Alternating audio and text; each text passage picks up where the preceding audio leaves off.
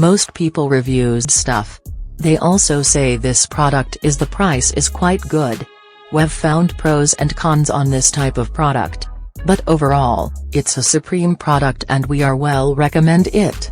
When you however want to know more details on this product, so read the reports of those who have already used it. Visit the product detail link in description for an item you wish to buy. Tap add to cart.